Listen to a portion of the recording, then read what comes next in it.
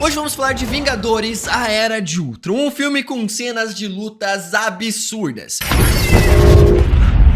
um Hulk completamente descontrolável, desculpa aí, e um filme que trouxe consequências gigantescas para todo o universo Marvel e, sem brincar, até Vingadores Doomsday. Eu vejo uma armadura em volta do mundo. Paz para nosso tempo. Esse aqui é o nosso 14º vídeo da nossa saga Marvel, onde estamos trazendo aqui toda semana uma produção do MCU em ordem cronológica, com um vídeo por semana até o lançamento de Vingadores Doomsday, comentando todos os detalhes, referências, easter eggs, conexões e ainda mais relembrando a história dessas produções insanas. Já se inscreve aqui no canal para não perder os próximos vídeos e confira também a nossa playlist Saga Marvel, onde tá em ordem cronológica todas essas sequências de vídeos que estamos trazendo aqui no canal. Dito isso, bora começar a falar sobre a história de Vingadores, a Era de Ultron. Vingadores! O filme Vingadores, a Era de Ultron se passa no ano de 2015 dentro do universo Marvel, mais precisamente entre março e junho, após os eventos de Guardiões da Galáxia 1 e 2, de acordo com o livro da ordem cronológica do universo Marvel, autorizado pelo próprio Kevin Feige. Ou seja, esse filme aqui se passa 3 anos após a primeira união dos heróis da Marvel em Vingadores 1, que aconteceu no ano de 2012. O filme começa tendo um foco no cetro do Loki, que vimos pela primeira vez justamente em Vingadores 1. Capitão América 2 foi roubado pela Hydra através da SHIELD, que conseguiu capturá-lo, mostrando ele em uma cena pós-créditos em Capitão América 2. Detalhe que a gente vai ver essa cena aqui de fato acontecendo quando os Vingadores voltam para o passado em 2012 para pegar as joias do infinito que mostrou no filme Vingadores Ultimato. Eles são da SHIELD. Bom, na verdade da Hydra, mas a gente não tinha noção. Em seguida, vemos justamente os irmãos Maximoff, Wanda e Pietro, nos quadrinhos filho do Magneto, Mutantes, que apareceu pela primeira vez na edição X-Men número 4. Um detalhe que a gente pode comentar aqui é que eles são mutantes. No caso, na época em que esse filme aqui foi produzido e feito, o direito dos mutantes e dos X-Men pertenciam à Fox, porque ela tinha comprado muito tempo atrás o direito dos X-Men dos quadrinhos da Marvel, para a empresa não falir. Detalhe aqui que a Marvel só conseguiu utilizar esses dois personagens em um acordo que ela fez diretamente com a Fox, aonde eles não poderiam chamar eles em nenhum momento de mutantes, e o Pietro deveria morrer no filme, porque eles queriam utilizar o Mercúrio na saga X-Men, que a gente também trouxe aqui no canal. Cara, fez por mim, coroa fez por mim. E eu não vou nem olhar, porque eu sei que você fez por mim. Os Vingadores aqui lutam contra soldados da Hydra que conseguiram ter essa tecnologia justamente sendo aprimorada pelo cetro do Loki. E sem falar que esse início de filme tem um take insano e absurdo que parece um quadrinho da Marvel em movimento na tela. O Stark bate num escudo de energia que estava em volta ali da última instalação da Hydra. Droga! Olha a língua. Essa instalação da Hydra aqui já apareceu em um papel de parede na série de WandaVision dentro da casa da Wanda Maximoff. Thor fala que esse escudo de energia só é possível porque ele está utilizando a energia do cetro do Loki e eles têm certeza que agora o cetro está lá. O cetro de Loki deve estar aqui. Strucker não conseguiria essa defesa sem ele. O Barão Strucker então decide atacar a cidade de Sokovia para chamar a atenção dos Vingadores para fora e dividir a atenção dele. É nesse momento que o Tony Stark então chama a Legião de Ferro para ajudar a população de Sokovia. Detalhe aqui que essa aqui é uma tecnologia aprimorada, porque esses robôs, essas armaduras do Tony Stark, estão sendo controlados pelo Jarvis, tecnologia que ele aprimorou após os eventos finais de Homem de Ferro 3. Feliz Natal, cara. Na rua dá pra ver que a sociedade odeia também os Vingadores, com pichações dos heróis, tendo ali a armadura do Homem de Ferro utilizando armas em suas mãos e um dinheiro em cima do capacete da armadura. E se eu não me engano, tem até cena deletada do Capitão América vendo mais pichações dos Vingadores pela cidade. O Mercúrio então decide se envolver na luta. Ele sai correndo, bate no Gavião Arqueiro e já sai correndo, fazendo com que ele levasse um tiro de uma arma. Não me viu chegando? O Stark desativa o escudo de energia e conseguimos ver sensores magnéticos no braço do Capitão América para chamar o escudo através de eletroímãs, que também já existiu nos quadrinhos. Você, Stark, recupere o cetro. Entendido. É nesse momento que o Steve Rogers e o Thor combinam os seus poderes da mesma forma que eles descobriram esse poder combo igual em Vingadores 1. Se empolgaram. Então o Stark invade ali a instalação da Hydra e derrota diversos soldados utilizando uma arma que foi bastante conhecida por nós no primeiro filme do Homem de Ferro. Um detalhe aqui, quando ele diz foi um bom papo, dá pra escutar um dos caras falando não foi não. Foi um bom papo. Não foi. O Stark copia os arquivos da Hydra e os sentinelas rendem os soldados da Hydra. A Viúva Negra então faz o Hulk voltar a se transformar no Bruce Banner utilizando a palavra o sol já vai se pôr. O sol já vai se pôr. Frase que acabou se tornando uma piada em Thor Ragnarok. O sol vai se pôr logo. E também em Deadpool 2 com o Juggernaut. Aí, grandão! O sol tá se pondo! Ih, tomei na peida. É nesse momento que o Stark descobre que a Hydra estava estudando um Leviathan Chitauri da primeira Batalha dos Vingadores em Nova York de 2012. Além de recriar diversas armaduras do Tony Stark utilizando o cetro do Loki e a sua tecnologia. É nesse momento que a Feiticeira Escarlate faz o Tony Stark ter uma visão, um medo, uma ilusão em sua cabeça, mostrando todos os Vingadores mortos. Detalhe aqui que o Steve Rogers tem o seu escudo quebrado, exatamente como o seu escudo quebrou na Batalha de Vingadores Ultimato pelo Thanos. E um outro detalhe mais legal ainda é ver que o escudo dele está quebrado e dividido no mesmo formato que o peito do Ultron no final do filme. O Steve Rogers então fala pro Tony Stark: você poderia ter nos salvado. Podia ter salvado. Frase que vai repercutir na cabeça do personagem até o final de Vingadores Ultimato, levando a ele a se sacrificar para salvar os outros heróis. Logo depois, o Stark olha pra cima e vê o exército Chitauri invadindo o planeta Terra através de um grande portal, relembrando ali o seu medo que ele tinha através do estresse pós-traumático em Homem de Ferro 3. Eles voltam então para Nova York em um Quinjet aprimorado pelo Tony Stark, os mesmos que ele fazia para a SHIELD, como vimos em Capitão América 2. Cortesia de nossos novos motores de repulsão. Stark? A Viúva Negra então pede um relatório para o Thor sobre o Hulk na batalha, para o Bruce Banner ficar um pouco mais animado, e ele cita que os portões de Hells estarão cheios com os homens que ele matou. Os portões de Hell transbordam com os gritos das suas vítimas. Hell é o mesmo local e planeta que pertence aos 9 reinos dos Asgardianos, onde a Hela está presa. O Stark então diz que ele vai estudar o cetro do Loki antes do Thor levá-lo para Asgard, depois da festa que eles vão fazer para comemorar a vitória. Eu irei à festa. Vemos aqui então a Maria Hill. Após os eventos de Capitão América 2, com a SHIELD tendo sido destruída, ela foi trabalhar para o Tony Stark. Chefe. Na verdade, ele é o chefe. Eu só pago por tudo, projeto tudo e faço parecer mais legal. Ela então fala que o Pietro e Wanda Maximoff tiveram seus pais mortos quando crianças, cenas que mostrou para nós na série de WandaVision.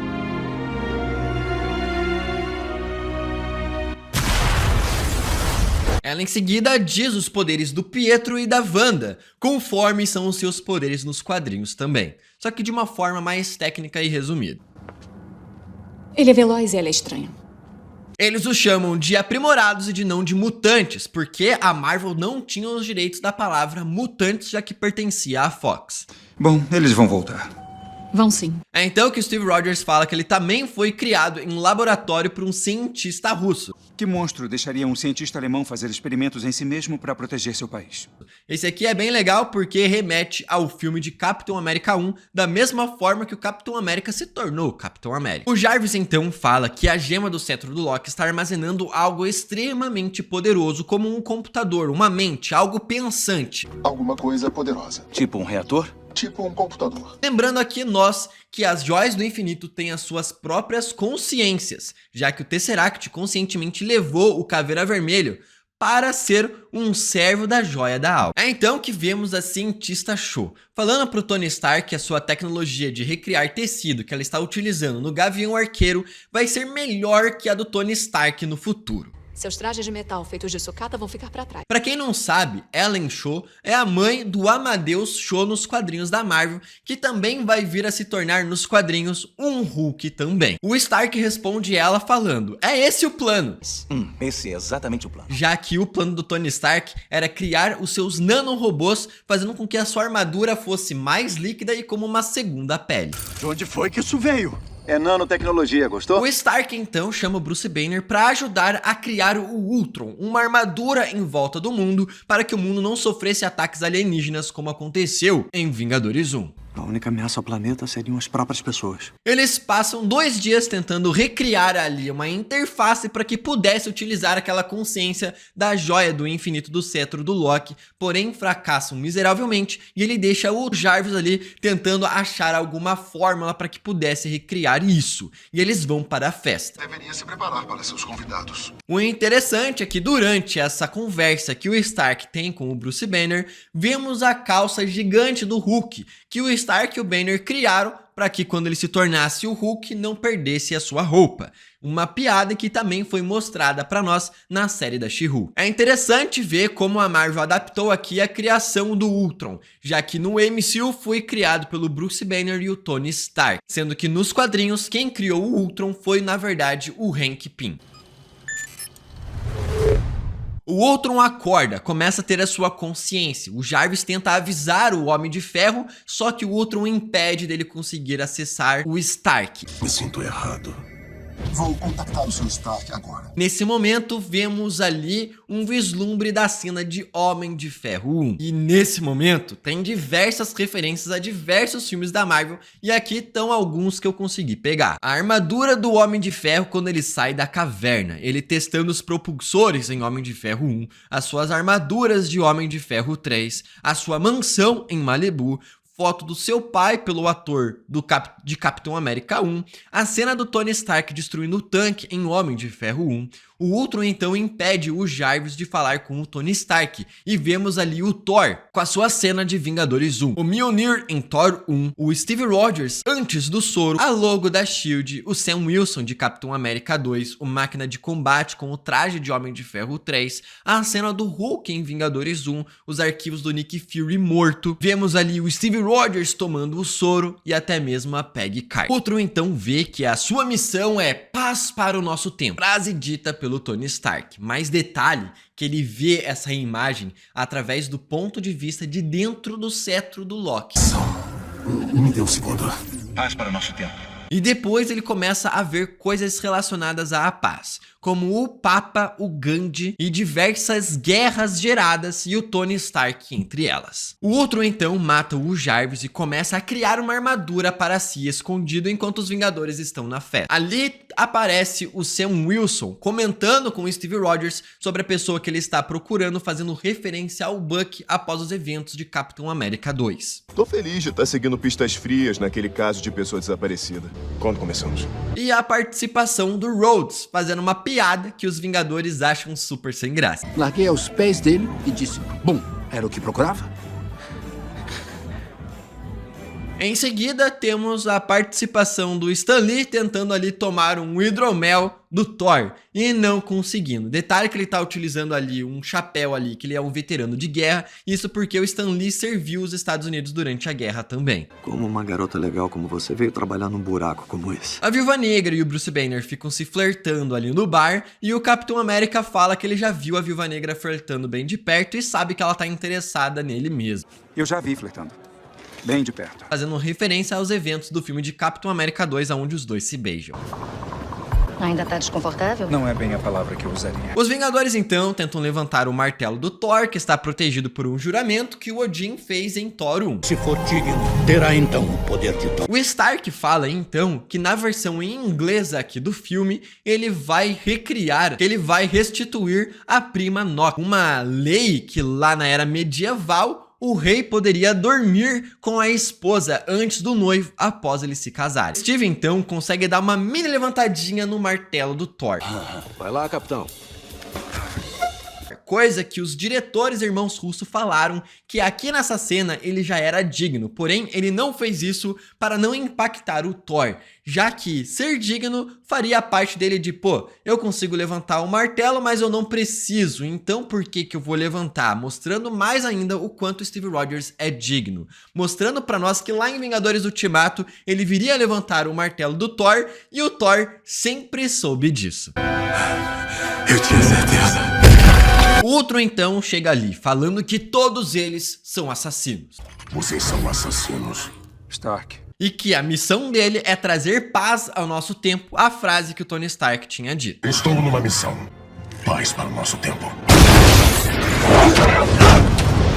E depois que ele é derrotado, ele cita a frase do Pinóquio: não há mais cordões em mim. Não há cordões em mim. Os Vingadores então começam a culpar o Stark achando que ele quer matar todo mundo. E o Stark fala sobre a Batalha de Nova York e que ele só fez tudo isso aqui para evitar que ela acontecesse de novo. Iria acabar com tudo. Como daria um fim naquilo? O Steve fala que tentando prevenir guerras só vão gerar mais guerras e que essa não é a maneira certa. E que se forem para perder, eles perderão juntos. Perderemos. Faremos isso juntos também. Coisa que vai repercutir até os eventos de Vingadores Guerra Infinita, onde de fato isso acontece. Ai, não. O Ultron então chama o Pietro e a Wanda em Sokovia, revelando assim o seu novo corpo robótico. O Mercúrio então conta a cena de como os seus pais morreram pela arma do Tony Stark. Tínhamos 10 anos, estávamos os 4 jantando, quando o primeiro míssil atingiu 2 andares abaixo, fez um buraco no chão. Nossos pais caíram, levei pra debaixo da cama e o segundo míssil atingiu. Recriando assim a cena que só veríamos em WandaVision. Mas ele não explodiu. Parado nos destroços e do lado do míssil tinha uma palavra escrita: Stark. Ultron fala que ele e o Pietro conseguem ferir os Vingadores, mas só quem pode destruí-los é a Feiticeira Escarlate. Mas você vai despedaçá-los. E Maria Hill avisa o Steve Rogers que Ultron e os dois irmãos gêmeos estão roubando diversas fábricas em volta do mundo. E em seguida mostra que o Strucker morreu pelo próprio Hulk e apaga os arquivos dele pela internet. Ultron matou o Strucker. É nesse momento que os Vingadores vão estudar os arquivos dele através dos arquivos da S.H.I.E.L.D. E nesse momento vemos na parede lá no fundo o mesmo pôster de Capitão América 1 quando o Steve fazia os seus eventos pelos Estados Unidos. Ali vemos nos documentos Ulysses Klaue, personagem que só virá aparecer novamente no filme de Pantera Negra 1, um traficante de vibrânio. O Banner aqui então cita que aquele dialeto que está preso ali na tatuagem, na marca de Ulysses Klaue, é um dialeto de Wakanda. Wakanda. Primeira vez Wakanda sendo citada aqui no universo da Marvel, que é justamente a nação do Pantera Negra. Tanto Stark quanto o Steve já conheciam o Vibranium, o metal mais poderoso do planeta Terra, e sabiam que ele veio de Wakanda. Não tô entendendo o que saiu de Wakanda. O metal mais forte da Terra. Ultron, Pietro e Wanda vão até Ulysses Klaue lá na África e compram dele diversos Vibraniums. E é nesse momento que Ulysses Klaue fala que o Ultron fala muito parecido como o Tony Stark, deixando o cara furioso, cortando o braço dele fora. Eu pareço o Homem de Ferro, Stark não exata! Fazendo assim uma referência ao filme de Star Wars. Sem falar a Homem de Ferro 3, Thor 2 e também Guardiões da Galáxia 1. Stark é uma doença! Ah, Júnior, vai partir o coração do papai. Os Vingadores chegam ali e começam uma pancadaria desgovernada entre as duas equipes. O Mercúrio dá um super soco na cara do Capitão América e depois voa, tentando pegar o Mjolnir do Thor no ar. A Wanda então começa a atacar a mente de todos os Vingadores, fazendo eles terem visões e pesadelos. O Gavião é o único que consegue impedir a Wanda de controlar a sua mente, citando que já teve a sua mente controlada e não vai deixar isso acontecer de novo, recitando ali os eventos de Vingadores 1 pelo Loki. Já passei por esse lance de controle da mente. Não vai rolar. A Viúva Negra vê a Sala Vermelha, justamente o local onde ela se tornou a maior espiã do mundo. E o detalhe aqui é que quando ela vai atirar no alvo, a bala atinge a madeira, sai sangue, mostrando que era uma pessoa e não um alvo que ela acabou acertando. Você nunca falha. Já o Steve Rogers vê a Peggy esperando por ele após a batalha da Segunda Guerra Mundial, esperando a dança que ele prometeu no final do seu primeiro filme. coisa que só vai acontecer no final de Vingadores Ultimato. O Heimdall então fala pro Thor em sua visão que o poder dele levará à morte de todos, fazendo assim uma referência ao Ragnarok, história que será abordada no terceiro filme do Thor. Estamos todos mortos! Não consegue ver? Em um momento, um raio do Thor sai ali e transforma uma pessoa em pó, mostrando que todo o mundo viria a ser destruído pelo estalo do Thanos, transformando as pessoas em pó. E aqui, os poderes do Thor estão saindo do seu corpo pela primeira vez e não através do Mjolnir, poder que ele só virá a despertar no seu terceiro filme em Thor Ragnarok. Sem meu martelo eu não consigo.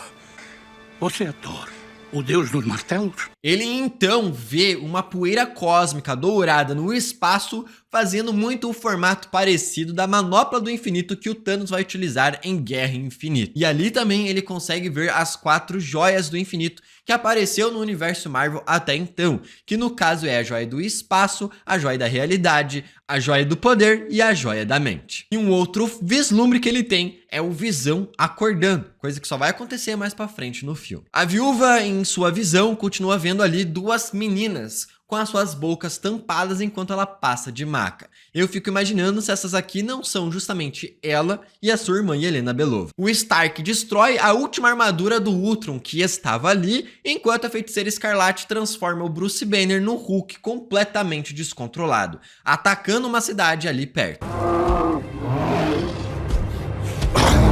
O Stark então chama a Hulkbuster, a Verônica, a armadura que ele e o Bruce Banner criaram, fazendo assim referência aos quadrinhos. Vou chamar Verônica. Detalhe aqui que o Hulk só ataca o Tony Stark quando o Stark chama o Hulk de Bruce Banner, coisa que o Hulk odeia nos quadrinhos.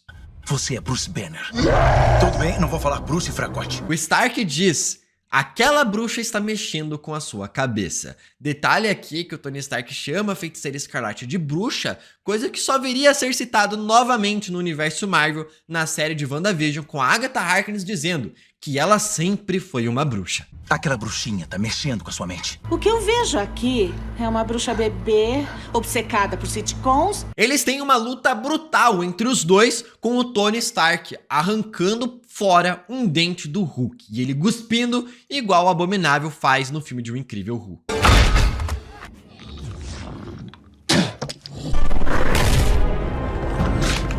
O Hulk só consegue retornar à sua consciência e sair do controle da Feiticeira Escarlate após o Tony Stark derrubar um prédio inteiro em cima dele. Detalhe aqui nessa cena que ele faz uma implosão no prédio, soltando mísseis lateralmente embaixo do prédio para que ele se desmoronasse em cima dele e não explodisse para além da cidade. E o Hulk é nocauteado com um soco seco da Hulkbuster vindo do nada, fazendo ele desacordar, igual o Hulk faz com o Thor em Vingadores 1 na Batalha de Nova York. A Maria Hill fala que os Vingadores precisam se esconder porque o governo quer prender o Bruce Banner pelo Hulk ter destruído uma cidade e matando pessoas inocentes. O Gavião Arqueiro então leva os Vingadores até uma fazenda, onde ele vivia ali escondido com a sua esposa, e o Tony Stark chama ela de uma agente da SHIELD escondida, coisa que na verdade ela era mesmo e só descobrimos na série de Gavião Arqueiro. Ela deve ser uma agente nova. O Thor sai para procurar respostas sobre as suas visões e o Ultron vai até a Ellen Shaw para criar um novo corpo para ele através do Vibranium, controlando a mente dela, utilizando o cetro do Loki, bem parecido como o Loki fez em Vingadores 1 com o Gavião Arqueiro. O Banner fala para Viúva Negra que não consegue ter relações amorosas por causa do Hulk, citando os eventos ali de O Incrível Hulk, quando ele diz isso para Betty Ross. Não posso ficar excitado. Eu não posso ter isso. Filhos. Pensa, sou fisicamente incapaz. A Viúva Negra também fala que ela não consegue ter filhos e por isso eles devem fugir juntos. Eles têm uma cerimônia de formatura e nos esterilizam. O Nick aparece para conversar ali em segredo com o Tony Stark, troca umas conversas com ele e depois avisa aos Vingadores que o Ultron está tentando acessar as bombas atômicas de todos os países, porém não está conseguindo. Está concentrado nos mísseis, mas os códigos estão sendo mudados constantemente. Aqui nessa cena, quando ele conversa com os Vingadores, ele corta o pão na diagonal, coisa que ele nunca viria a fazer, já que ele disse isso aqui no primeiro filme da Capitã Marvel, dando a pista que talvez esse Nick Fury neste momento aqui seja na verdade o Talos como um Skrull. Eu não como torrada cortada na diagonal. O Banner vê uma borboleta na mesa, vê que o Ultron está querendo evoluir, criando um novo corpo, e ele pensa já logo na Ellen Shaw. O Ultron consegue tirar a joia de dentro do cetro do Loki, colocando ela dentro do corpo que a Ellen Shaw estava criando. O Ultron está evoluindo. O Tony Stark viaja até o centro da internet, chamado Nexus, e lá a gente consegue ver uma cientista tirando foto atrás do Tony Stark sem ele reparar. E ele está lá justamente para encontrar o Jarvis que ficou escondido dentro da própria internet. Já o Thor vai até o Lago da Revelação da cultura nórdica, e lá ele vê que o plano do Ultron é destruir todo o mundo. Extinção. Ali também, na sua visão, ele vê as joias do infinito e o que elas verdadeiramente são, aonde o Tesseract é a joia do espaço, o cetro do Loki é a joia da mente, o Orb é a joia do poder e o Éter é a joia da realidade. Faltando assim, duas outras joias que virão aparecer no futuro. A joia do tempo com o Doutor Estranho e a joia da alma em Vormir. O Ultron começa a transferir a sua mente para dentro do seu novo corpo e a Wanda vê ali aquela mente e consegue acessar que o plano do Ultron na verdade é destruir todo o planeta. A Wanda tira a Ellen Shaw do controle do Ultron com o seu poder, foge com o seu irmão, o Ultron ataca a Ellen Shaw e mata todos os outros cientistas. E vai atrás da Wanda e do Pietro. O Steve Rogers chega ali, conversa com a Ellen Shaw e fala que o que é importante de verdade é a joia dentro do corpo e não o corpo em si. O poder da gema é incontrolável. O Steve então vai atrás do corpo onde está a joia e o novo corpo do Ultron no caminhão. E começa a lutar contra o Ultron. E sim, nessa luta aqui, o Steve Rogers tenta enforcar um robô. Pois é. Não é páreo pra ele, capitão. Obrigado, Barton. A Viúva Negra chega até lá, pegando o escudo do Capitão América que estava no chão, colocando o escudo na frente da moto, replicando assim o primeiro filme do Capitão América antigaço lá, onde ele andava em uma moto com o escudo na frente. O Steve consegue derrubar o Ultron jogando ele dentro de um metrô, fazendo a Viúva Negra conseguir roubar ali o corpo do Ultron e jogando para dentro da nave aonde o Clint Barton estava pilotando. Porém, naquele momento, o Ultron consegue pegar ela no último segundo, sequestrando a Viúva Negra. O Mercúrio e a Wanda chegam no metrô para ajudar o Steve Rogers a conseguir salvar diversas outras pessoas ali. E a Wanda conta pro Steve que o Tony Stark vai tentar criar o robô da mesma forma e eles vão até a base dos Vingadores de novo. Sabe a diferença entre salvar o mundo e destruí-lo? Onde acha que ele aprendeu isso? Lá está o Tony Stark, utilizando uma camisa do Bruce Lee. E lá ele diz que o Ultron só atacou o Jarvis porque na verdade ele tinha medo do Jarvis. E agora ele quer colocar o Jarvis dentro do corpo que o Ultron estava criando. Eu quero ajudar você a colocar o Jarvis nessa coisa. O Ultron prende a Viúva Negra dentro da base da Hydra de Sokovia, que consegue enviar ali uma mensagem e um código para o Gavião Arqueiro. O Steve chega ali com os irmãos gêmeos, começa a brigar contra o Tony Stark. Só vou dizer isso uma vez. Que tal nenhuma? Desligue agora. Até que de repente o Thor chega e energiza a última carga de eletricidade que precisava para criar assim o Visão. Nesse caso aqui, o Visão é filho do Ultron, do Tony Stark, do Bruce Banner, do Thor e até mesmo da Ellen Shaw e também da Joia do Infinito. O Thor então fala que a joia na testa do Visão é a joia da mente, pertencente às 6 joias do infinito, que possuem ali os maiores poderes do universo. Uma das 6 joias do infinito, o maior poder do universo. O Visão então fala que ele não é o Ultron, muito menos o Jarvis e muito menos a joia da mente, falando que ele é um ser completamente novo. Eu não sou o Ultron. Eu não sou o Jarvis. Ninguém começa a confiar no Visão até que ele pega o martelo do Thor e entrega pra ele, fazendo assim os Vingadores confiar nele, já que ele é digno de levantar o martelo do Thor. Mas temos que ir logo. O Stark, então, agora perdendo a sua inteligência artificial, que era o Jarvis, utiliza outra, que é a Sexta-feira, assim como nos quadrinhos, tem uma forma feminina, igual mostra ali na tela do computador. As outras inteligências artificiais que o Tony Stark tem se chamam Jocasta, a esposa do Ultron nos quadrinhos. A outra se chama Tadashi, fazendo assim uma referência a Big Hero 6, ao Tadashi Hamada, que criou o Baymax. Este é meu novo projeto. Olá, eu sou o Baymax. Eles vão até Sokovia e o Mercúrio avisa os policiais da cidade, e que a gente consegue reparar ali que um deles está jogando paciência no computador. Wanda consegue controlar algumas pessoas utilizando seus poderes para evacuar a cidade. O Bruce Banner consegue salvar a Viúva Negra dentro da instalação da Hydra em Sokovia, até que então o Ultron começa a acionar todos os seus outros robôs, atacando as pessoas na cidade. O Visão chega desligando o Ultron da internet, fazendo com que ele não consiga mais acessar a internet e não conseguir mais se manter vivo, se perder todos os seus robôs. O Visão está funcionando. Está deletando o Ultron da internet, não vai escapar por lá. É aqui então que descobrimos que o Ultron criou um super reator de núcleo de vibranium para manter a cidade unida ali em uma grande rocha, fazendo ela voar para cima do planeta Terra, utilizando ela como se fosse um meteoro para dizimar toda a humanidade. Vocês se erguem apenas para cair.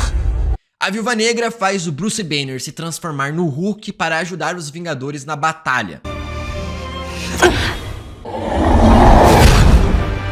E o Gavião Arqueiro transforma a Wanda Maximoff em uma Vingadora no meio da batalha. Se colocar os pés para fora, será uma Vingadora. Nesse discurso que ele dá pra ela, ele tira dali 3 flechas em sua mão, quase se formando ali como se fosse as garras do Wolverine, só que de flechas. O Ultron ataca diretamente o Thor porque percebe que ele é o mais poderoso entre os Vingadores ali naquele momento, fazendo o Thor ali tentar ganhar um tempo fazendo um discurso, até o Visão pegar o Mjolnir que tava no chão e pegar o Ultron de surpresa. Enquanto houver vida em meu corpo, eu estou ficando sem ter o que dizer. Vai demorar? O Nick Fury chega com o L. Carrier da S.H.I.E.L.D. e diversos outros ex-funcionários da S.H.I.E.L.D. para conseguir evacuar as pessoas que estavam presas ali naquela cidade flutuante de Sokovia. O Máquina de Combate chega ali para eliminar os robôs que estavam ali por fora e proteger os civis, enquanto os Vingadores vão até lá proteger o núcleo, aonde que se o Ultron apertar um botão, a cidade inteira despenca e o planeta Terra é destruído. É nesse momento, então, que os Vingadores se unem para lutar em equipe em uma cena absurda em câmera lenta, com todos os robôs do Ultron e todos os Vingadores juntos em uma cena épica demais. É então que os Vingadores se unem, Thor, Visão e o Tony Stark utilizando rajadas absurdas de energia, derretendo a armadura do Ultron até o Hulk mandar o cara viajar pelo espaço com um super soco dele. Sabem, avaliando em retrospectiva. A Wanda então fica protegendo o núcleo enquanto os Vingadores vão lutar contra o resto dos robôs do Ultron. O Mercúrio chega pra Wanda e fala que ela não manda nele porque ele é 12 minutos mais velho que ela, fazendo assim uma referência ao número 12, que é amplamente utilizado aqui nos filmes da Marvel. Não conta ser 12 minutos mais velho? Não. Como 12% do plano do Peter Quill e até mesmo 12% dos méritos que o Tony Stark dá a Pepper Potts pelo reator ARC no filme de Vingadores 1. Eu não sei, 12%. 12%? Projeto, fique com 12% do crédito. E o James Gunn fala que os roteiristas utilizam isso como uma espécie de uma piada, porque o número 12 é engraçado de se falar. O Ultron, então, em um Quinjet dos Vingadores que eles deixaram pra trás, utiliza ele para metralhar justamente o Gavião Arqueiro, aonde o Mercúrio se sacrifica para salvar a vida do herói e também do garotinho.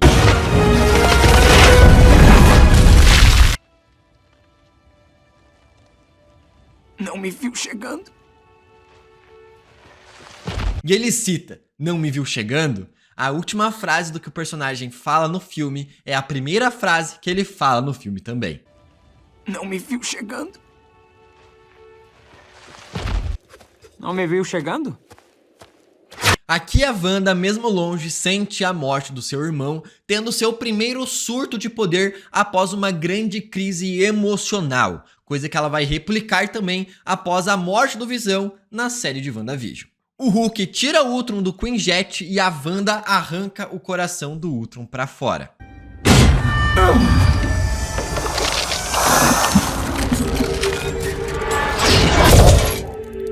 Porém, com isso, ela deixa o núcleo de Sokovia lá desprotegido e o Ultron vai com o último robozinho e aperta o botão, fazendo a cidade despencar. O Visão vai, salva a Feiticeira Escarlate. O Thor e o Tony Stark conseguem destruir o núcleo de Vibranium, fazendo a cidade se despedaçar, salvando assim o planeta Terra. Já o Hulk pega o Quinjet, desativa a localização dele e viaja para o espaço sem rumo, fazendo com que ele chegue em Sakaar no filme de Thor Ragnarok. O Visão então termina de matar o que dá a entender ser o último robô do Ultron. Só que a gente vai ver que lá no filme de Homem-Aranha 1 de Volta ao Lar, dentro da controle de danos, tem uma cabeça do Ultron ainda ligada. O Gavião Arqueiro então decide se aposentar, indo viver com a sua esposa na sua fazenda. E o Tony Stark cria um novo centro da base dos Vingadores, no exterior de Nova York, com o Nick Fury trabalhando para eles. Então a Viúva Negra vê que o nome do filho do Clint Barton se chama Nathaniel, em homenagem a Natasha Romanoff,